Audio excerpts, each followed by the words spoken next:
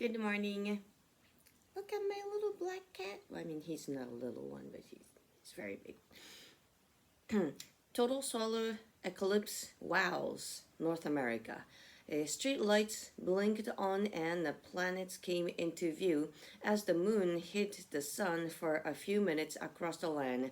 Dogs howled, frogs croaked, and some people wept, and all parts of the eclipse mania gripping Mexico, the US, and Canada. On April 8th, almost everyone in North America could see at least a partial eclipse, weather permitting. It was the continent's biggest eclipse audience ever, with a couple hundred million people living in or near the shadow's path, plus scores of out-of-towners who also came to see it, with the next coast-to-coast eclipse 21 years away. The pressure was on to catch this one. The total solar eclipse began its diagonal dash across the continent along Mexico's Pacific coast and traveled through Texas and 14 other US states before existing into the North Atlantic near Newfoundland. During the full eclipse, the moon slipped right in front of the sun, entirely blocking it. The resulting darkness, with only the sun's outer atmosphere or corona visible, was long enough for birds and other animals to fall silent and for planets and stars to pop out. The daytime darkness lasted up to 4 minutes 28 seconds. That's almost twice as long as it was during the US coast to coast eclipse 7 years ago, because the moon was closer to Earth.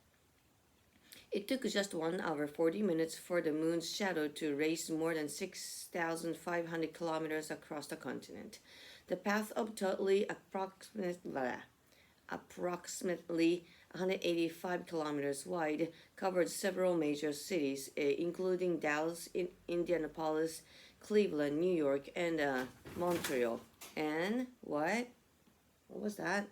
And estimated 44 million people live within the track, with a couple hundred million more within 320 kilometers.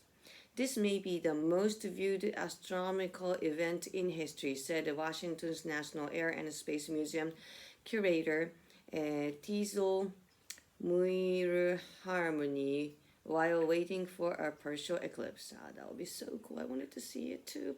Experts from NASA and scores of universities were posted along the route, launching research rockets and weather balloons and conducting experiments.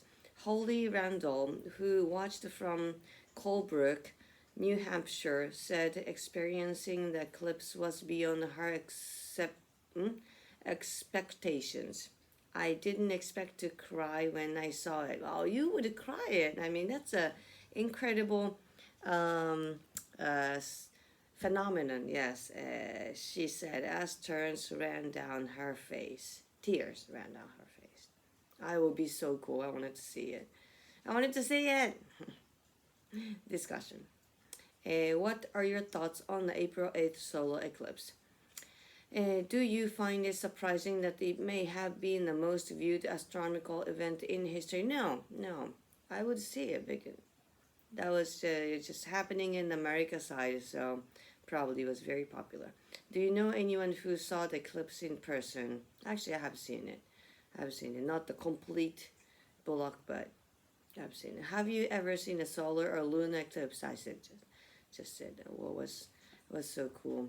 I don't know. It's just like hard to describe. It just takes breath away. How far would you be willing to travel to see a total eclipse? Actually, I can even go to Brazil, if I can. I mean, if I have time to do so. Yeah, you need to just quit everything and just like have a whole 2 weeks of nothing, and yeah, then I can go. Further discussion. Oh yes, my baby. What national phenomena would you most like to see in person? Aurora. I haven't seen an aurora. I probably saw most of the other ones, but Aurora I haven't seen it. So. Did you learn much about astronomy when you were in school? No, but I kind of learned by myself. Have you ever looked through a telescope? Yes. Did you see anything interesting on any stars were interesting? What excites you most about the future of space exploration? A space trip will be so nice. I want to go to the space in my lifetime. What do you find the most fascinating about the universe? I don't know. So big.